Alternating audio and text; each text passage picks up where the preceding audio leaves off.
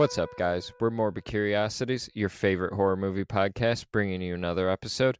I'm one of your hosts, Nicholas Ewers, and with me is the lightweight champion of the world, the morbid mistress of mayhem herself. Mercedes Martinez. How's it going, everyone? How's it going for you today, Nick? Are you ready to talk about the new season we have coming up for everyone? I'm so ready. I'm so ready that I nailed that intro in one take, and everybody's gonna hear that perfect one take that I got it in. I was very impressed. Thank you. I knew I was gonna impress, and that's what I was setting out to do. Especially because, yeah, like you said, we're starting our new season today. For any of our listeners who may be new to the podcast or maybe didn't listen to our past couple episodes, we're going to be covering all of the Final Destination movies, going from 2000's Final Destination all the way up until this year's Final Destination Bloodlines. This is going to be a fucking breezy, exciting season, I think. We just get to talk about some effective kills. It's just going to be kills, kills, kills, and all just the mechanics behind them. It's going to be crazier than Terrifier, I think. But Mercedes, what is your relationship to the Final Destination franchise? I actually don't think we've really had a conversation about these movies before, but I mean, do they mean something to you? What's the deal here? I was gonna say, I don't even know if we've talked so much, if at all, about Final Destination with each other, but I watched these movies out of order. I think I watched the second one with my sister at her job, and I just liked the main character in there. Her name is Kimberly. Did not know she was known by everyone else in the world from Criminal Minds, AJ Cook. But now I'm watching Criminal Minds, so I can make the connection there. But yeah, I just thought she was so pretty. And that kinda, like, made me wanna watch the 3rd one, and then I watched the 1st one, so I watched everything out of order. It was strange, but I wish I was able to watch them in order because it would've made so much more sense to me, but yeah, and then I haven't seen what number is Bloodlines? Because I know there's Final Destination Uh, 1, 2, and 3. Bloodlines is 6, I want to say. 6? Yeah. Okay, so I've only seen 1, 2, and 3 and Bloodlines. I have not seen 4 and 5. Okay, yeah. So I've seen all of them. Just, I mean, these movies were of a generation where it's basically impossible to not consume these movies or to not have consumed these movies in some way. I like recently, after Bloodlines came out, I was on such a high. And guys, real quick, this whole season is in the shadows of Final Destination Bloodlines, like recently coming out. So we're gonna kind of not tiptoe around spoiling that movie, and if we do, we'll announce spoiler sections and we'll maybe have music playing under the spoiler section. So just skip past the music sections you hear if you want to avoid bloodline spoilers. I was on like such a high from watching that movie because I mean spoiler alert for that episode. That movie fucking kind of rules. We talked about it on a previous episode of the podcast, but then after that came out, me and my girlfriend watched all of them backwards, and I got all of them in like reverse order basically. And I got to say, like, you're not missing out on one of those two, but 5 I'd say is kind of a banger, man. It like maybe a low key uh good movie. So, one of my old managers, who's a good friend of mine, he actually told me, I don't know which one it was. He said it was either 4 or 5. One of them is such a shitty movie, but that's why he loves it because he loves terrible horror movies. And I had immediately asked him at that moment, "Okay, so then are you a fan of Seed of Chucky?" And he's like, "I fucking love Seed of Chucky." So, I'm kind of intrigued to see which one is a banger and which one isn't. Yeah, sorry to the listeners if we got a little ahead of ourselves. We'll temper it from there. You kind of know a little bit of our thoughts going in, but I think we're gonna have some fun times with these ones, especially like 2 and 3. I'm so excited to talk about those ones with you, and fucking Bloodlines. But yeah, guys, you're in for one hell of a season with this one. Yeah, do you just wanna get into initial thoughts for Final Destination? Yeah, let's fucking go. Alright, so right before I get into my thoughts on it, I wanted to drop a little fun fact. This is kind of over discussed, but just in case anybody didn't know this, the original idea for Final Destination, it was a spec script written by Jeffrey Reddick for X Files. It was entitled Flight 180. Mercedes, were you aware of this at all? I was not aware of this. Continue on. Flight 180, not really a movie you can make sequels to, or not really a movie title that is accessible to sequels in the way that Final Destination is, I'd say. And so after Jeffrey Reddick brought this to the guys at the X Files, I want to say New Line Studios pushed James Wong and Glenn Morgan. They're like an X Files writing team. They're also like a producer and directing team now. They pushed them to turn it into a feature film, which later became Final Destination that James Wong would go on to direct. So a little bit of setup, a little bit of groundwork for what we're getting into. This movie, at least to me, does feel pretty TV, especially in comparison to the other movies. It has the DNA of an X Files episode baked in here, down to even some of the props. I'd say there's plenty of newspapers in this movie, and they kind of remind me of newspaper shots that you would see in like the X Files, or like just pictures you would see in the X Files. It had that kind of look to it, or maybe like Law and Order. It had very like detective procedural TV vibes going on here. But I know I'm going on forever. I apologize. Final Destination. I think overall this movie is okay. It's pretty good. I'm not over the moon about this one. It, especially knowing what all of the other movies are like going forward. This time around watching it, I was trying to put myself in the shoes of the audience who would have first seen this in the year 2000, and I could see this like really really working. There's a lot of rule explaining, there's a lot of figuring it out, but I could see an audience feeling really gratified by all of that. I think once you get past this one, you're just on to mostly better movies. I think the thrills get better, the kills get better, the characters seem a little less than. But overall, this is a fun movie with very cool concepts. And I'm excited to dig into more of why I think it is just okay compared to it seems usually the first century in horror movies are pretty like everyone's pretty over the moon about them. Like there's a common consensus that they're the best. And I'm kind of just saying like this is a really good foundation, but I think there was room for the franchise to get better from here, and it does. Yeah, so seeing how all everything takes place in here now compared to how I did the first time I watched it, it kind of hasn't aged the best with me. I don't know, there's just some things that I wish the movie focused on a little bit more, or just kind of left out, but we'll get there, or I'll get more in detail with that in a little bit. So it sounds like you're pretty lukewarm on the movie currently. Yeah, maybe talking about it with you will kind of change my mind, but right now it's kind of a dud when I rewatched it for the episode. Was there ever a time where you felt like you were over the moon about this movie?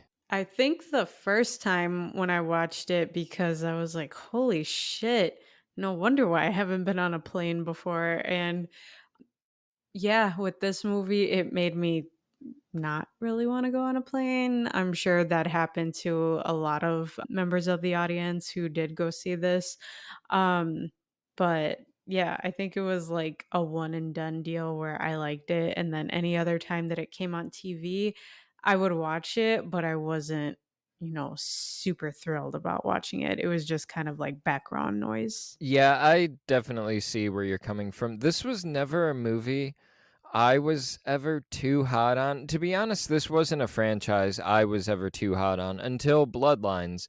I kind of got the excitement and the point, like, why I understood why you sit down and you watch these movies after you see Bloodlines. It's for these, like, Rube Goldberg machine-esque kills, and for anyone who doesn't know what that means, a Rube Goldberg machine is essentially a very complex machine that's built to do a very simple task in a complex and indirect way. And that's how a lot of these deaths typically work out in this franchise. There will be like a penny that ends up over here, and you're like, what's going on with that penny? And you forget that that's there. And then something else has happened over here with a fan. And all of that just comes together to create like a massive, insane death, or possibly several insane deaths. It like that's why you sit down and you watch them for the oh my god, like when is this gonna happen? When is this gonna happen? And the fake outs of oh that didn't like that isn't the thing that I should have been looking out for. It was that other thing. And there's plenty of these things in this movie that we're talking about. I'll say now spoilers ahead for this franchise, but the biggest compliment I could give it is that it has influenced the way that a certain generation of people move throughout certain situations. Like how you said it affected the way you view flying on a plane, or everybody now thinks when they're driving behind a truck with a pole on it or logs, oh shit, I should get away from this fucking truck. So going into this, that's the best compliment I could give this thing. I mean, what are your thoughts on that? Bit of a spoiler there for Final Destination 2. Um, Well, but I didn't say which yeah, one it the happened in. I feel like everybody all we all knows these know. things. Yeah, we all know. That's the point, though. Everybody knows except for the children who might be listening to this. And if there are kids listening to I'm this, just giving you I'm shit. sorry. Yeah. No, you're not. No, I wanna give you shit as much as I can just because I know I always, like, end up, like, spoiling shit, not just for you, but for everybody. But, yeah, I think after well, there are some parts in this one, mainly 1, even though I did not like the kill scene, about the one I'm referring to with, the teacher, Miss Luton. It was only, like, her storyline where I was kind of like, "Shit, what if my cup is dripping and, like, I slip and fall and bust my head open on the edge of the stairs?" Like, I'll think of stuff like that, but, like, all the other kill scenes and how death is coming after everyone else in here, it was kind of whatever to me. Going forward, though, at least in 2 and 3 and in Bloodlines, I could kind of agree with some of those situations more, like, yeah, that seems more realistic, or, man, I'm so clumsy that if I have a really bad day, that probably would have happened to me and I could have died in that moment as well.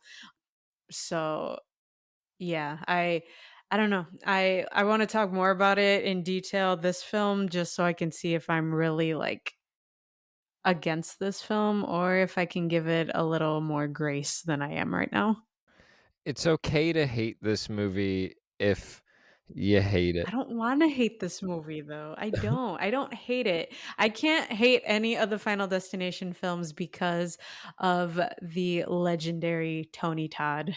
I can't. I just can't. And then I even mean, in here, just seeing his face in here, though, I was like, "Wow." It freaked me out because when you see him in Bloodlines and hear his whole speech with him basically saying, "I'm tired and, like, I can't help anyone anymore," and seeing how much he has aged, obviously, and then seeing him in here, I was like, "Oh my god, his face is so plump and his skin is so smooth, and he just has, like, so much life in him at this moment, even though he's a fucking creepy ass guy in here. But yeah, I can't hate this film strictly because of him. Especially when he's dropping lines like, "You don't wanna fuck with that Mac Daddy," when Oh he's yeah, talking I about know. the Grim Reaper. Mhm. Yeah, it's like it's magical, man. You just I mean, possibly racist, I don't really know where that falls. It seems a little offensive, but Tony Todd, I mean, he was Candyman by that point, so he might have had enough pull to not say a line like that if he was against it. Who knows? But, I mean, in terms of, like, regular things you see around your house that could kill you. There's this like towel holder in my bathroom that is at eye level for me. And I feel like I'm near a final destination moment anytime there's not a towel hanging on that hanger. I always keep a towel on there so I don't put an eye out or like accidentally stumble and fall into it via some Rube Goldberg machine esque situation. I mean, there are some kills in here I could see actually happening in real life and that I did find genuinely scary. So, if you don't mind me kind of just jumping into some of the kills of this movie, do you have any objections to that? No, go on. Okay, so like, I forgot the character's name, Terry. Her just getting hit by a bus, that's surprisingly subversive for the first entry of the franchise. Usually, I feel like you're pulling moves like that in movie 2 or 3. Maybe they didn't understand that their thing was every death is pretty elaborate, but I feel like that one catches you off guard, and whenever you do see a bus going by, I feel like you do kind of think of that final destination moment. And then Todd's death in particular, I thought was so horrific. I closed my eyes. I watched it through my fingers. I rarely do that. I don't know if I did that through any of the Terrifier movies when we watched them. Listeners, you can feel free to call me out on that if I'm lying right now, but I don't do that often, but I had my face fully covered. It was very hard to watch, and I could see not necessarily like the exact situation, but I could see something similar to that happening. And like when he died, I thought like, "Oh man, they're going to think like it was a erotic asphyxiation gone wrong, gone or something. Erotic asphyxiation, I think that's how you pronounce it. A real Mhm. David Carradine situation there. But no, they thought it was suicide. I was like, yeah, that's what you tell people when you want to cover up an erotic asphyxiation. You tell them it was suicide. But, but him like slipping in the bathtub, I thought that was absolutely horrific. So, with following up with that kill, when I was listening, I only listened to some of the commentary from this film. Yes, hi, our guest speaker Evie is here once again. Shout out to Evie. But Yeah. also, wait, do you own the physical disc of these? Yeah, I do. All of them except for Bloodlines? I actually only have 1 and 2. For some reason, I can't find 3. I'm just gonna have to dig through that, and then, yeah, I have to buy the rest of them. I might just buy, like, the big pack of them just so I can have them all together. At least like Bloodlines would be worth owning. That Oh, hell one, yeah. I don't mean to keep hyping up Bloodlines. Listeners, if you haven't, go check that one out before our Bloodlines episode. That it's all of these are very fun, but that one is super. And maybe it's recency bias, but be prepared for that episode. That's super cool that you were able to watch the commentary, though. Did you find it insightful or anything? So I did a little bit. I think I was just a little, shocked because the woman who played their teacher, Miss Luton, Kristen Cloak, I have never seen her before in any other show or film, but she was the main one commenting throughout the entire commentary of at least of what I was listening to, which kind of bugged me because I wanted to hear more from, Devon Sawa or Kerr Smith.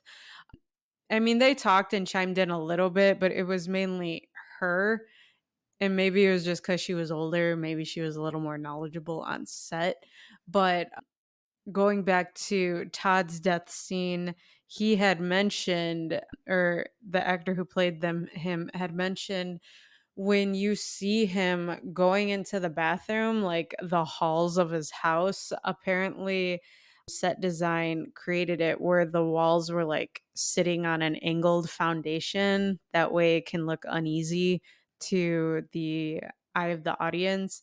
And then the same thing in the bathroom, like all the tiles were uneven just to make it look, really uncomfortable to watch. So then once he was in the bathtub, it freaked me out more because as he's like choking to death, I hated the part of seeing his bare feet just trying to be the thing that's like holding him up because bare feet alone makes me uncomfortable. And seeing that that was giving him no traction compared to socks because whatever soap was on the tub, it also made me, had to shield my eyes in that scene.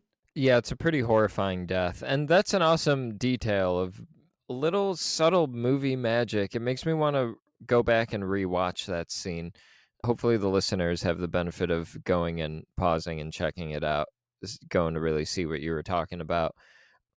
Yeah, Todd's death is inherently just upsetting. All of the fucking kicking and squirming and his eyes, when his eyes first get filled with blood vessels or whatever's happening there to make the whites of his eyes go red, that's when I first cover my eyes.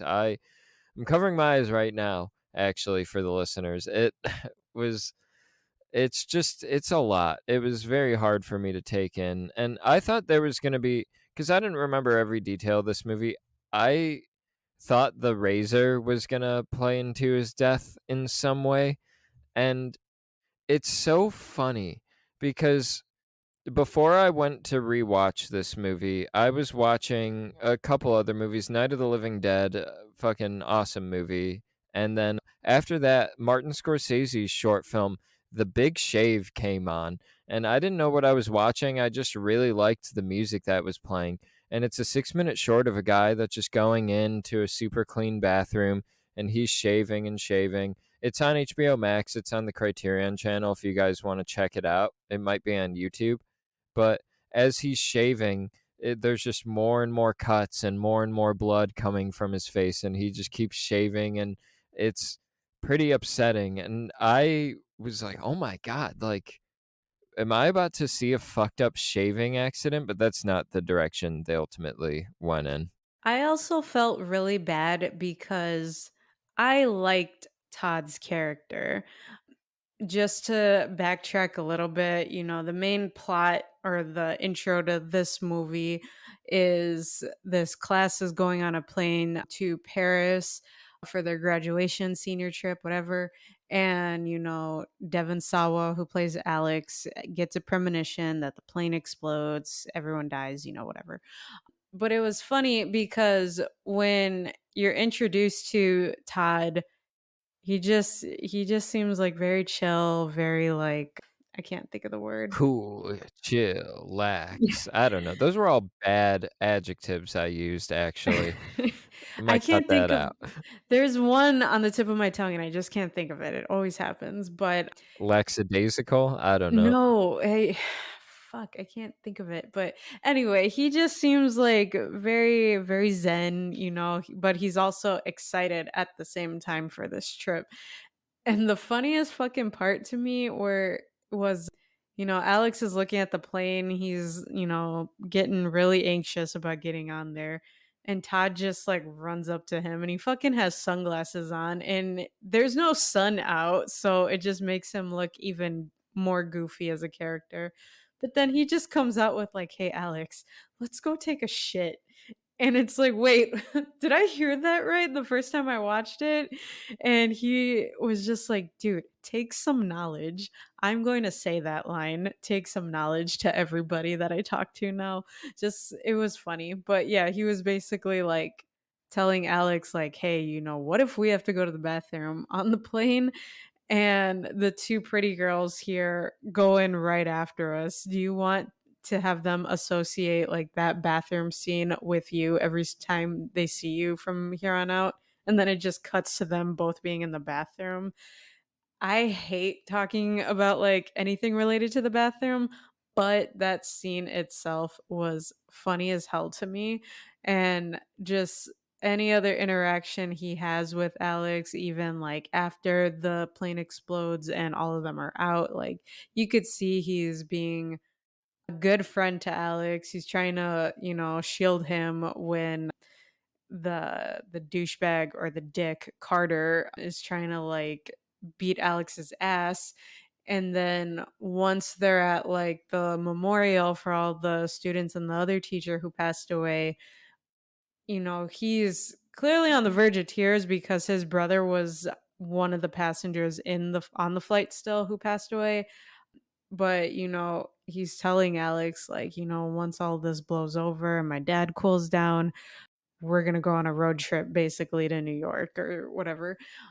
So just seeing like the little glimpse of the type of person Todd was made me very sad when his death scene came up just because of how fucked up it was. But it's like he didn't deserve to go out like that at all. I'm right there with you. I kind of wonder if this movie is stronger if you find characters to kill who aren't Todd and the teacher. At least for me, those were the two strongest characters, and I know they got super effective deaths, probably the best two in the whole movie. I'd say Alex to me isn't that strong of a lead character. He's just fucking angsty teenage white kid, and I get kind of what they're doing there if it's intentional. This is post Columbine world that this movie came out in. So you're at the center of, or the center of the movie is a angsty, outcast teenager, and everybody is kind of wondering what's going on with that kid? What's going on in that kid's head? So I get the appeal of centering the movie around him, but I mean, maybe make that character your supporting character or a co-lead or something and focus on a character like Todd more. I don't know what the fix is, but I just found Alex overall to be uninteresting and didn't carry the movie too well. Yeah, I feel like he was in here because, well, the only other movies that I had seen him in before were Casper, Now and Then, Idle Hands. I know he was in some other movies, but those were the main ones that I saw of him. So I don't know. It was like maybe a period of time where he was, in demand for whatever movie that was releasing. And I know he does play some characters in the recent TV series of Chucky, but yeah, in here he's just, I don't know, kind of a dud. So I Yeah. get where you're coming from on that. Yeah, Clear, I would say, is a better main character. That's how you pronounce your name, right? Clear? It's not Claire? No, it's Clear Rivers. Whoever made her name was such an asshole. Clear Rivers. I think a lot of these names are pretty bad. Like Billy Hitchcock, I thought was Alfred kind Hitchcock. of. I know. Scream did it better, I think. This movie True. is kind of doing the Scream thing at times a little poorly. It spends a lot of time explaining the rules that I mean, that's a part of this movie not aging that well. I feel like you already just know the final destination, what the deal is. You don't really need the rules explained to you. And this movie dedicates a lot of time to the rules being explained to you and character moments that don't really amount to much or feel that earned because of how thin the characters are themselves. Yeah, and I feel like I always go back to this detail, but it stands out to me a lot.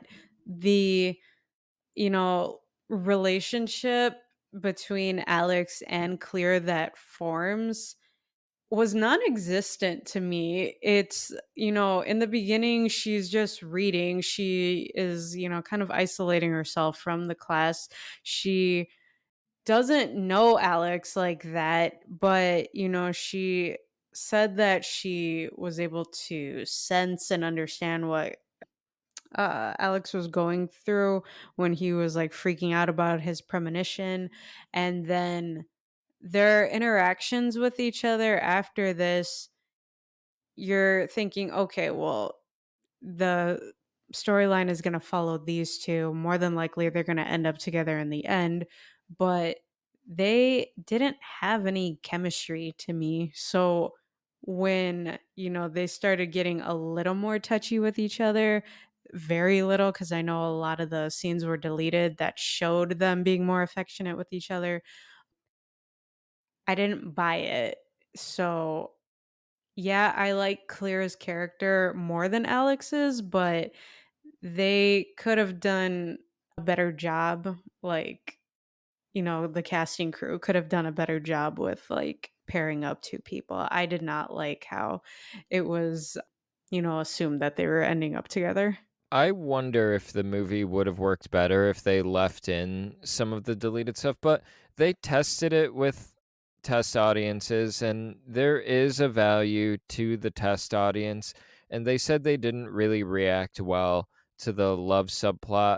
The movie originally ended with Clear getting pregnant with Alex's kid, Alex dying at the end of it, and then it's Clear and Carter at Alex's grave, and a leaf blows, and she's like, "I can feel Alex here with me," and that would be a callback to the leaf blowing after Todd died when Alex is like running to his house or something like that. But they ended up cutting that, and there was going to be a whole thing where Clear giving birth outside of Death's plan maybe protected her or something.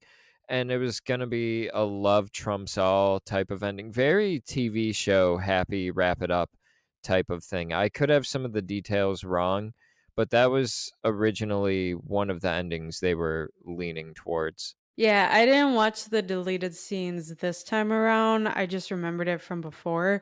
And I would have hated it if that's how the movie ended.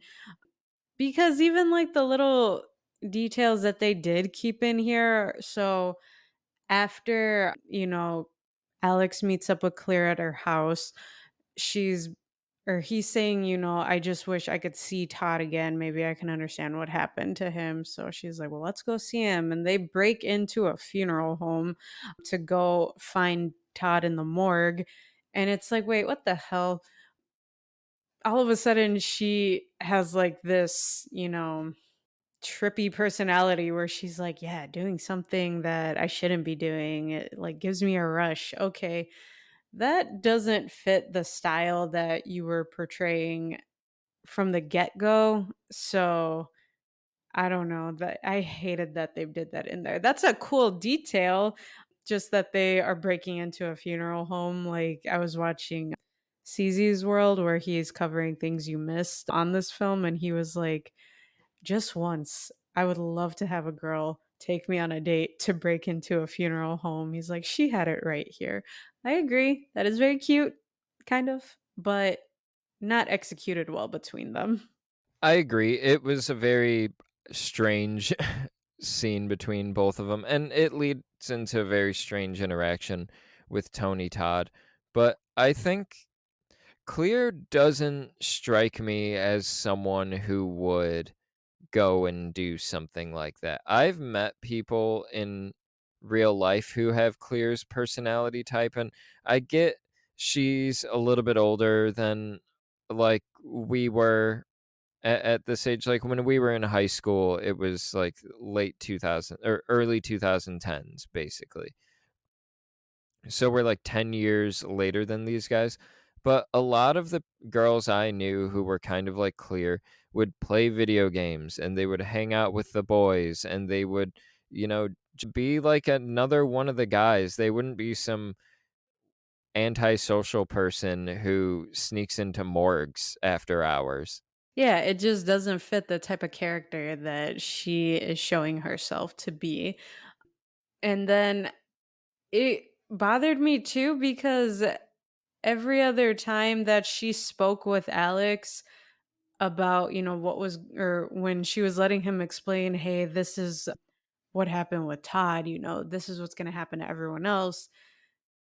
All of a sudden, she's basically implying, like, dude, you're fucking crazy. Now I am certain that Todd killed himself. This was not a part of death's design. And her reasoning was, her dad was killed before. And she was just like, okay, well, if that was some design that my dad was supposed to die this way, and in general, fuck death. So that I get, but how are you going to start at the beginning, following Alex, being a little more empathetic towards him and saying, yeah, I felt what he was feeling, being like, perceptive on that. But then you just flip the switch after you talk to Tony Todd, and all of a sudden you just don't believe Alex anymore and he's crazy. Like, I don't know. Would you believe someone in that situation, like, death has a design? I would do my best to at least try to see it from their point of view. At the very least, it would be to humor them, maybe. It's like it is very weird. So Clear does have a very abrupt shift on Alex. It doesn't make total sense. Everybody also is just behaving kind of weird. I know modern horror, the big thing is trauma. Everything's a metaphor for trauma nowadays, some type of trauma that somebody's experienced. And Final Destination feels like it should really focus on the trauma, but there's not a second where anybody mourns, where anybody feels remotely upset for more than 2 seconds after the death occurs of somebody. Everybody's character behavior is just totally odd, and yeah, Alex did call this situation. He did predict everything that happened on the plane correctly, and maybe he's predicting some of these other deaths. I mean, everybody is just treating him very weird. I don't buy their behavior towards him. They all are mad at him as if he's tracking them down and shoving it down their throats. He's really just kind of showing up a little too late. So I don't get everybody's hang up with Alex, especially like Sean William Scott's character, Billy. I don't understand his character at all. He's just there for the comedic relief, like constantly calling the guy Carter a dick, which was funny. I was trying to count how many times he did that and I lost count. Um, but yeah, it was strange because you see everyone's mood is a little different. They're all traumatized from what happened with the plane. And yeah, they're not really mourning the way, an average Joe would.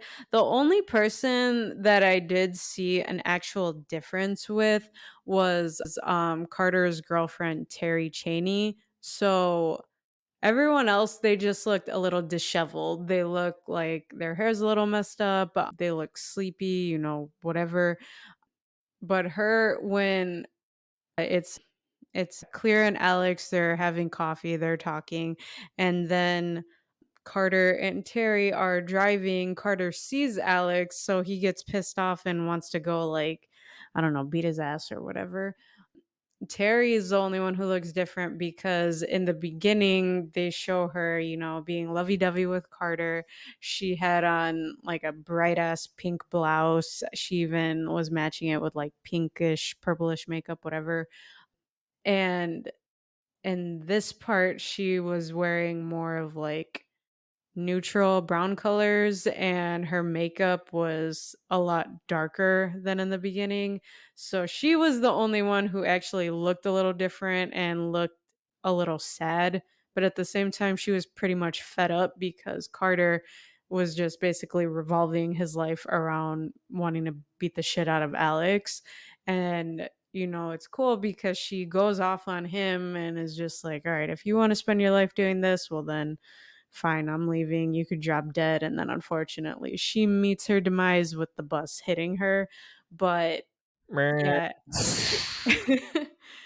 But, like, everyone else, they seemed okay. Well, Miss Luton, she was a little shaken up, but yeah, everyone else, they're just, like, kind of normal, especially Billy's character. Yeah, I mean, that scene you're talking about in particular, I just felt like everything about it and everybody involved in that scene was pretty weird. Because when Carter shows up, he almost runs over Billy for whatever reason. I don't know why he's got a thing against Billy or if it was just a reckless mistake.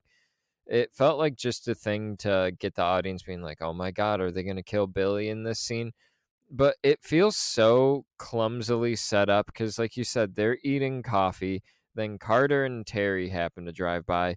Billy's just around doing fuck all, nobody knows what he's doing, and then their teacher just happens to be walking out of the same coffee shop, a bookstore. I don't know where she's walking out of, but she's walking out of somewhere and she's there now and everybody is just all at the same location somehow conveniently for Alex to then try to explain the death's design thing to everybody. And that scene was pretty clunky. And I got to say too, I don't remember if every single movie goes on and on this much about talking about death's design, but I don't really understand what Death's goal is. Is Death giving Alex the premonitions? Is God giving Alex the premonitions to help him combat death?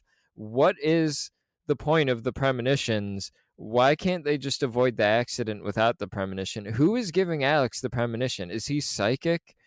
Where does this fall into play in Death's design? And why does Death have an order? And why does he just so patiently wait, as we'll get into in future entries in this movie? Why is Death so patient throughout all of this? No, that's funny. All of that were things that I thought of before, and it really puts you in like a mind fuck because you're just like, yeah, why is it that Alex, out of all of these people, is the one to have these premonitions?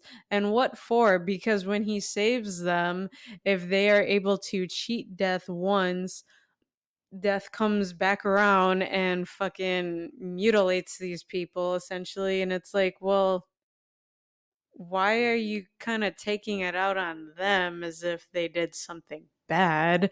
They just, someone else intervened on their supposed death at one point, so it's not their fault. But yeah, it's a little scary in this film because in other movies and shows, like I used to watch Charmed a lot and even Supernatural, and they have death as basically an entity in there. So like death in Charmed compared to all the other demons showed no emotion whatsoever.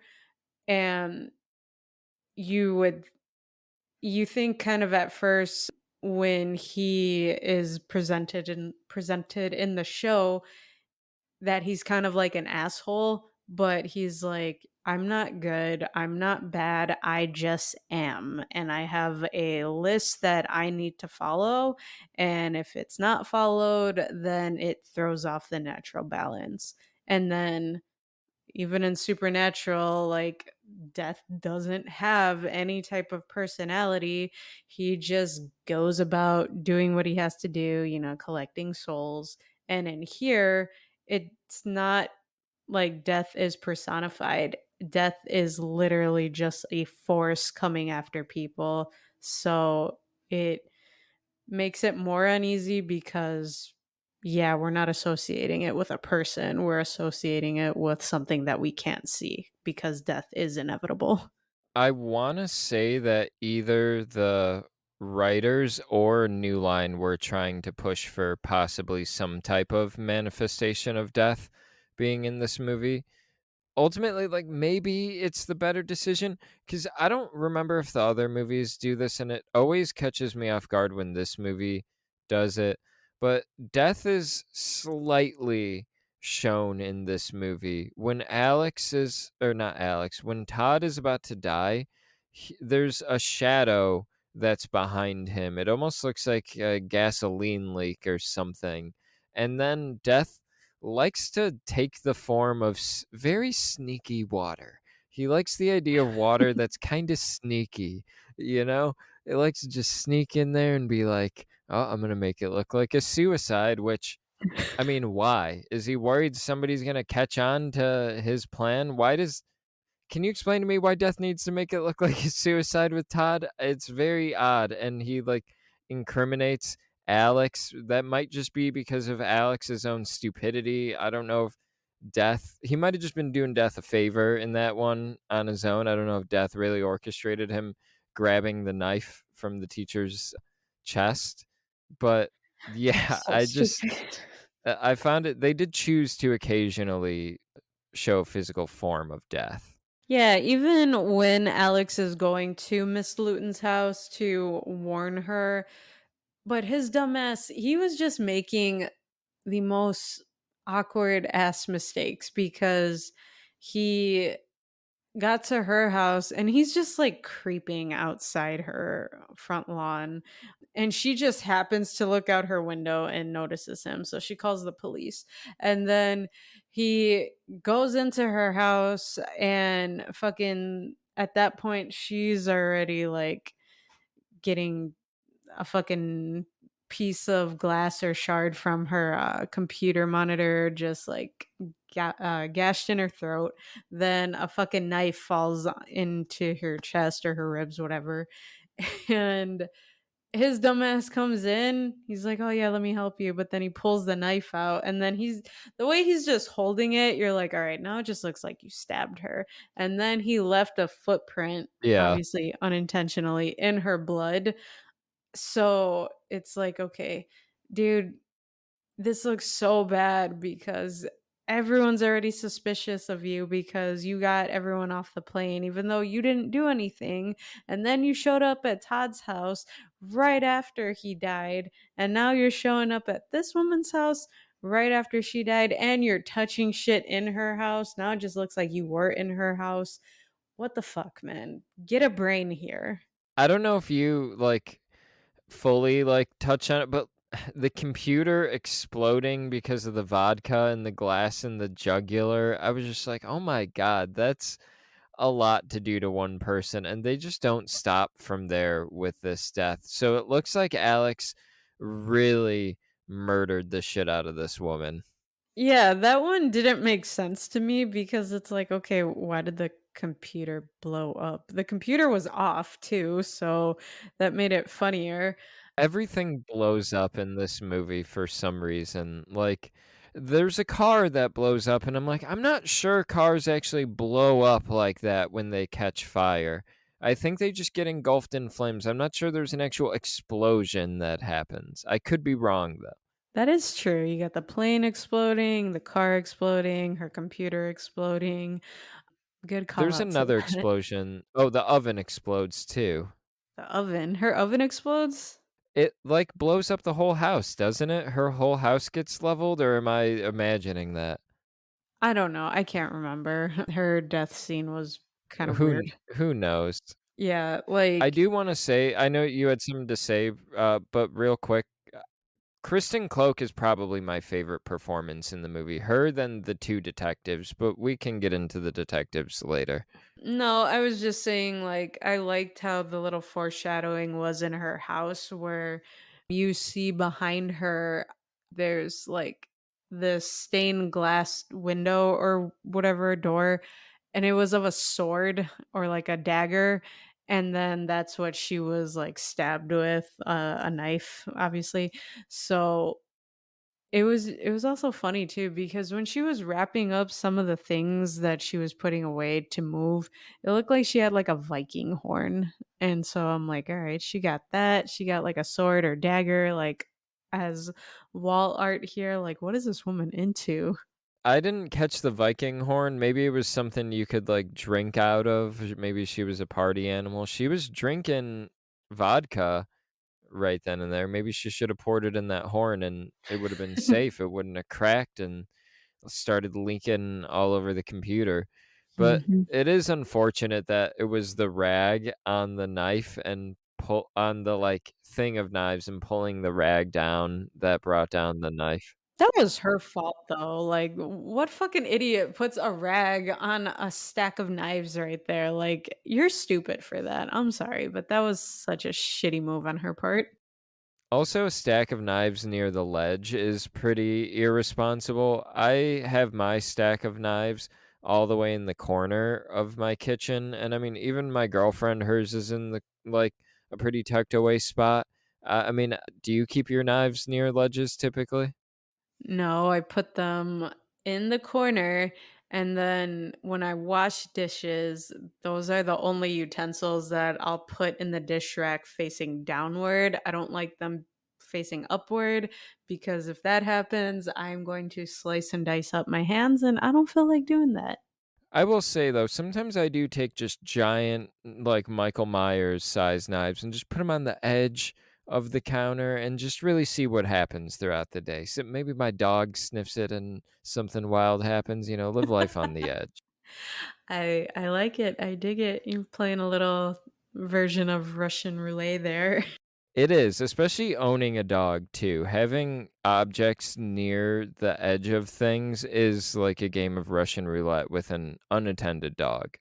It really is. If I put like the smallest piece of food on the edge of the table because Evie is fully like committed to getting me to give her a piece of food. That sounded like a bunch of words that didn't even need to be in that sentence. But yeah, she'll just be sitting there eyeing the fuck out of my food and I'm making her wait and then I'll look away just to see what she does. And she won't grab it when I look away. She'll grab it when I'm staring at her. Kind of just like, fuck you, I'm going to eat this now. Like I'm not waiting on you. So, yeah, dogs are sneaky. I luckily have not fed my boxer any table scraps, and you can, for the most part, leave food unattended and she won't get into it. If the house is completely empty, not just food, she will destroy anything she can get into, almost like out of anxiety. You just have to clear whatever area she's in when we leave her home. Usually it's like the kitchen. We'll just put up a gate in the kitchen. We have to keep nothing out or she'll destroy it. But not giving her any table scraps has made her just entirely uninterested in what we're eating. So it's pretty nice. It's the only dog I've ever had that with. I was trying not to give her scraps, but, her favorite person in the world did, of course, and now she expects that from both of us and will drool on our feet and our legs until we give her some. Oh man, I now in my life, I mean, I never really was give a dog scraps type of person, but I've adopted a lot of dogs that were used to getting scraps, so they've kind of had that behavior. But now that I've had a dog where I've been able to train from pup and control that, I'm like, oh, I'm never going back. It's awesome not having a dog that doesn't give a fuck about your food, or it's awesome having a dog that doesn't give a fuck about your food. And it's weird too. I've come to the realization I think I love my dog When did you come to that realization? Because, listeners would know you guys have had a love-hate relationship. more so on the hate side of the spectrum. I don't know. I think it was the other day I was walking her and guys, my dog is a rescue dog, so I have to walk her with a muzzle and she's a pit bull too. But I was walking her and then I heard a dog running up to us, and it was from this house that we were right next to, and the dog tried to jump on her, so she's fighting back too, and then I'm, like, shocking her with her shock collar. The owner, whoever was watching this dog, came out to grab him, and she was like, "I'm sorry, we're just, dog sitting, blah, blah, blah." And I'm like, "It's cool, I get it." But I felt bad because I had to, kind of well, I had to shock my dog because of that. And then normally she knows that once we get home, if I shock her, she did something bad. So she'll like come home, she'll sit down, whatever, and just try to be good. This time around, like, I'm talking to her, trying to, baby her because I genuinely felt bad that I had to do that. And then she was just cuddling with me the rest of the day. I'm like, oh my God, why are you like this with me right now? You never want to cuddle with me. I was like, fuck, I think I love you. So yeah, that's been really hard to deal with this week. Yeah, having that change of heart. You're having your own character development on air right now, and it's kind of heartwarming to see. I mean, she came to your aid. She went into protection mode for you, it sounds like. Yeah, that's what my friend said. So I'm like, damn. Because, guys, I normally talk so much shit about my dog. I talk shit to my dog while in like the baby talk voice. So, yeah, but like, yeah, I think I love my dog. So that's really hard for me to come around to. But anyway, back to the film. Luckily, she doesn't understand the words you're saying in the baby talk voice, so it's still she's receiving positive messages. Very true. Very true. Yeah, but back to the movie at hand. I don't know if we get many dogs in this if we're going to have many dog talk I can't talk right now. I don't know if we'll have any dog fuck. I don't know if we'll see many dogs in this season. I might leave all of that in, I might cut it out. But that so it was good to have the dog talk while we had the opportunity. I do want to throw out real quick. I think that the mom is to blame for all of this. And then I have an actual side thing about the parents of Alex that I want to get into. But the mom cutting the tag off the bag, within the context of the movie, I think she's the reason that the plane crashed. And I also have to say that fucking thing from the tray coming undone on the plane, I would have probably had a bad reaction to that just in the way that Alex did too, because I was thinking if they can overlook such a small and fixable problem that's that out in the open on this plane, what in the mechanical side of things is small and is a problem that they're overlooking? So, 2 things. It's Alex's mom's fault, and the tray would have tripped me out too.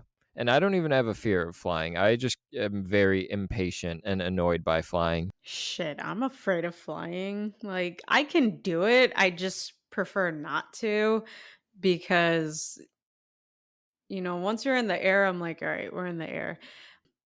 But there will be like a certain point in the middle of the flight where I'm like, fuck, there's nothing beneath me. And then I get that feeling in my stomach like you're dropping, and I have to start thinking about like dinosaurs or something to calm my ass down because I end up really freaking out. Why And dinosaurs? dinosaurs bring me comfort. I love dinosaurs. I love a few of the Jurassic Park movies. The main dinosaurs that I love to think about are the T-Rex, pterodactyls, and the plesiosaur. So I really have to zone in on those to calm down. It's weird, I know. When you watch Jurassic World Rebirth, you should let me know, and we should maybe do an off the rails on one of these and talk a little bit about that. I'd like to get your thoughts on Rebirth. I'm more positive on it than a lot of people. Wait, weren't you the one that was saying like you weren't looking forward to that? I wasn't looking forward to it, but I came out liking it a lot more than I thought I would. I we can get into it a bit more, but I enjoyed the dinosaur sequences. Again, it's another movie with paper thin characters, but there were sequences in it where I was like, yeah, I know I'm accepting the bare minimum from them at this point, but I like what this is offering in the dinosaur department more than the last 3 movies. Okay, I can accept that. I'll check it out. Yeah, but that's a good point to make about the tray though, because yeah, if they overlooked something that minuscule, like what else is going on in this fucking plane? Like some other shit's going on there. So yeah. Think twice, guys, before you board a plane. Shit can happen. So, are do you have much more to say about Final Destination, or are you cool if I maybe get into some Bloodlines thoughts in relation to this movie? Are there any deaths we missed? One thing I'll throw out pretty quickly: Carter grew on me the more this movie passed. After the train sequence, I really warmed up to him, and I thought his ending was pretty cool at the end of it. You never really see a thruple. You see the final girl, you've heard of that. You've never heard of the final thruple, though. So I really liked that. And then they take him out at the end. I liked Carter's character. Yeah, he was a dick, and it's funny because you see him softening up a little bit towards the end. Obviously, he is angry because his girlfriend was killed, and then the one guy who he kind of feels is responsible for all of this, he just wants to beat the fuck out of him every time he sees him. But then he's also like, no, I need to keep him around because he knows who's next to die. And then you just see him kind of unraveling after Billy gets killed. He basically gets fucking beheaded by a piece of metal from a fucking railroad. That was hard to watch. But yeah, towards the end, he's he's like, just he's not angry. He's kind of come to terms with everything and he's grieved. He's moved on when all three of them took a trip to Paris finally. But then it was funny because when Alex is talking about, the seating arrangements and how he technically should have died, Carter comes out with like, or you could still be next. I was like, damn, this guy really is a dick. Even after everything that happened, he still came out with that. So I liked his character a lot. Yeah, that note when he was drilling it home, when he was like, or you could be next. I know what that would do to me. It would kill any sense of relief I just had. And I'd be like, oh, wait, one other person thinks that I might still not be out of this, then I'm going to stress about it for the rest of my life, or at least like the next couple of hours. Yeah, and it was amusing too, just because when they were all at the memorial, Billy comes up to Alex and is like, "Hey, I passed my driver's test," and he was saying that the DMV teacher, whoever, was like, "Young man, you're gonna die a very young age," and he's like laughing nervously. He's like, "Well, is that true?" And I could not stop laughing at him because it's like, are you that much of a dumbass? Like, you really think this guy is psychic here and he can tell the future on if you are gonna die specifically? Like, I don't know. His character was funny as hell too.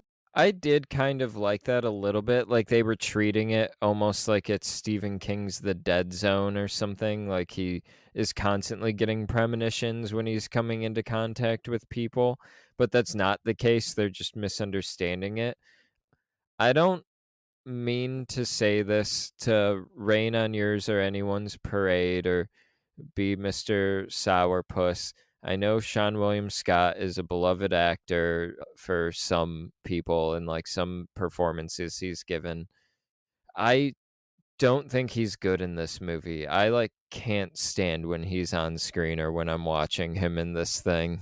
I just like the stupidity that he brings to the screen because his main line that he has to say repeatedly is "Carter, you dick," and that's it. And I just think like he really emphasizes on every word when he says it. I don't like his character in American Pie. I actually saw this before I saw American I Pie, agree. so yeah, it was like Such I a don't like fucking American Pie, difference. really. Yeah, same. Like, yeah, a lot of people they do like American Pie. I'm not sure why. I'm not one who likes it. But yeah, his character in there, I was not a fan of. His character in here, you don't see a lot of it. He just looks like goofy and silly to me. And I think that's why he's more appealing to me in here than he is in any other movie.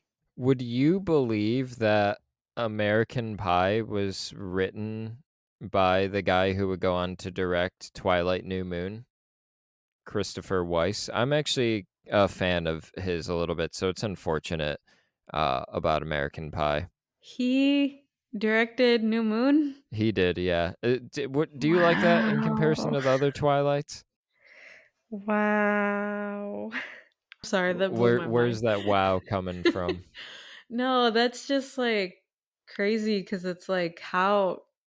I guess he has range there, but wow. I'm sorry, what was your that question? What was your question? I don't remember what my question was. Did I have a question? I think you had I don't know, but that threw me off. Anyway, no, I wouldn't believe that maybe that was your question. I wouldn't believe that it's the same director. That could have been the question. I When I'm editing it, I guess I'll hear it all. But I guess two other characters I kind of want to touch on briefly also are the two detectives who we keep seeing throughout the movie. They seem like I was like, would that have been Scully and Mulder or something? Like, would these be the two leads from the X Files standing in for these characters if it was an X Files episode? I like the one dude who was just creepy, and then he says that Alex gives him the creeps because he kind of believed him, and then I think the other guy's like, "You give me the creeps" or whatever. But Yeah. these were good detectives, good horror movie detectives, I'd say. Yeah, you see a lot of like cops or detectives in horror films where they are either such assholes or they are there to also be like, goofballs. And these ones, they weren't. They were trying to investigate what the hell happened with Alex on the plane. How did he know that all these people were going to die? And he was able to get off of the plane before that happened. What the hell's going on? And why is it now that everyone who got off the plane, they're getting killed in these crazy sort of ways? And they're questioning Alex, but then they also like let him go too because they're like, well, we don't have anything on him. So, what are we going to do? And then at the end, they are trying to, make sure Alex is okay. They're trying to bring him back to life after he, basically fries himself by trying to save Clear before her car explodes. So, yeah, with these guys, like, they had that one little laugh in there, like you just said, well, sometimes you give me the creeps. But the rest of the film, like they were decent. Like they didn't do anything like annoying or anything like out of the ordinary. So yeah, good detectives, agents in here. For me, at least, this movie really starts cooking when the detectives are interrogating the survivors of the plane crash, and they're like, "Well, why did you say that thing to your friend after the plane crash? Why did you say I wish you were on there? Were you planning something?" That's when I was really starting to lock in with this thing, and I started to get 90s police procedural kind of vibes, and I don't say that much as a derogatory.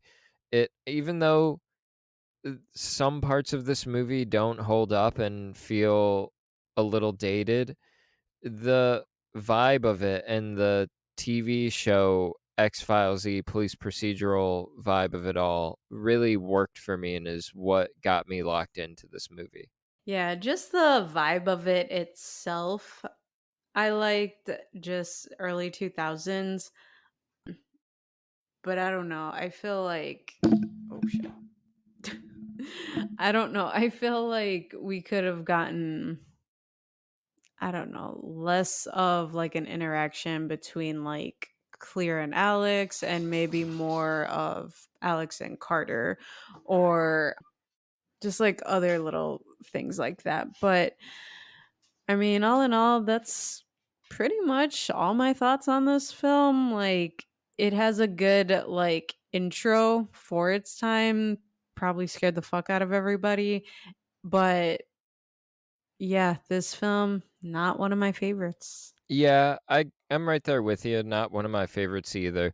I find the ending climax to be pretty sloppy, and it's kind of it's like sloppily shot. It's hard to tell what's really going on. And by that point, I'm waiting for this thing to wrap up, even though I do enjoy the Paris button at the end of this where they're all kind of celebrating why they're there. It felt like the end of an episode of a TV show to me, kind of. And I thought it was a pretty good choice not having her pregnant at the end, but I wonder what the franchise looks like if you do all of that. I am excited for what's to come, though. I think we have better movies on the horizon. Before we fully wrap up, are you cool if I talk about something in relation to Bloodlines real quick? Yeah, go ahead. Take the reins on that. Okay, so listeners, if you haven't seen Final Destination Bloodlines, you can skip ahead to the end of the episode. But if you choose to end it here, rate and review us 5 stars. Leave us a 5-star review on Apple Podcasts, and maybe we'll read it on the air, especially throughout this season. Any new listeners, thank you for joining us. But so, Final Destination Bloodlines, spoilers ahead for that movie and possibly other movies in the Final Destination franchise. But I want to say they lay out that movie. So, the rules of that movie are like there's the inciting incident that happens, and the rest of what we're seeing in this movie is death kind of making up for all the people that survived that inciting incident and all the kids that happen to have been had by those survivors. It's getting all of their offspring. So, and we see in Final Destination Bloodline, they're getting the family in order. They start with the dad, and then they're going down the line all the way, to the sister. So, how come Alex's parents, one of his parents, aren't dying before him in this movie? Like, I would assume his family, someone in his family was linked to that initial incident. Maybe I read that wrong, and not every movie is tied to that, and maybe it's all unrelated. But is he a couple generations after the events of the beginning of Final Destination Bloodlines? And I'm doing a terrible job of explaining it. And if so, shouldn't his mom or dad die before he dies in that plane crash? I don't think they would have died just because I feel like it started with Alex. So maybe if him and Clear had a baby, then the baby would have died. I don't really think it would have been his Well, it parents. didn't start with Alex. If it started at that Space Needle restaurant that they were in, and all the people Oh, that right, right, right. survived that, death is going after all of them and all of the family that they had. And we're to believe that all of these characters are somehow offspring from the original incident in Final Destination Bloodlines. If I read that movie correctly, so Alex seeing the premonition, he is one of the ancestors of somebody from that Space Needle, and it is going down the line. It would be killing everybody in his family, blood related to whoever survived from that accident that came from her or him. You know what I mean? Yeah, that's true. Yeah. So we're to believe like Alex's grandma or grandpa was on that Space Needle or something, and they would have had to, death would have had to come for them. And then if they had Alex's mom or dad, death would have had to come for them. Then death would get Alex.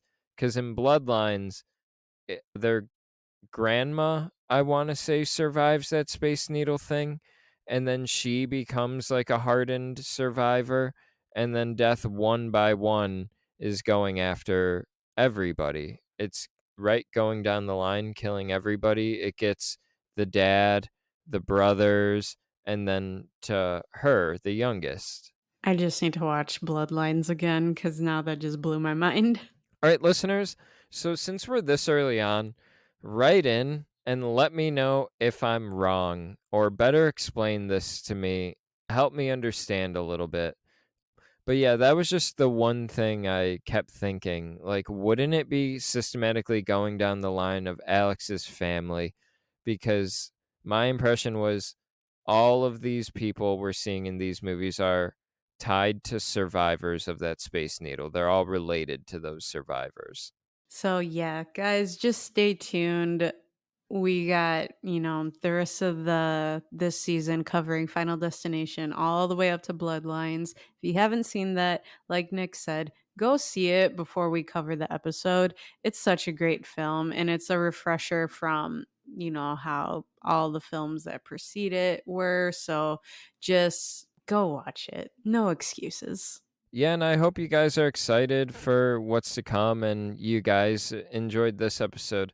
I don't know about you, Mercedes. I would give Final Destination probably like a 3 out of 5. It's right down the middle for me and a good start conceptually for the franchise, but is isn't like home run. Yeah, it's definitely not a home run. I would say maybe a 3 out of 5 as well. Again, when I first watched it, I think I liked it a lot. Maybe it was just the cast that was in it, even though they weren't like super familiar faces. But yeah, I rewatching it, and even every time I watched it after my initial watch, it's not great. So I'm excited to jump into two because I actually like two a lot. Yeah, I told you before we started recording, I threw on a little bit of 2 when I finished 1, and I'm in a Final Destination mood a little bit. There's something fun about the mechanics of these, like, Rube Goldberg machines, a setup of potential deaths, the fake outs that, uh, happen throughout these movies. They only get better from here, I'd say. So, yeah, stay tuned, and if you're new to Final Destination, hopefully this episode gets you to watch the rest of them. Yeah, and write in on our Instagram page as well. We are morbid underscore curiosities underscore pod. Let us know if there are any movies that you would like to hear us cover in the future. We already have a list piled up. And yeah, just stay tuned for what we got in store for you guys next week. Yeah, and if you guys have any feedback you'd like to give the podcast or any suggestions and you're not on social media, write into us at morbidcuriosities10@gmail.com. That'll be below in our show notes. We've already had a couple people write in since our weapons episode. So keep writing in and make sure, like Mercedes said, follow the podcast on Instagram and rate us 5 stars. And we'll see you next week with Final Destination 2. We've been Morbid Curiosities. Yeah.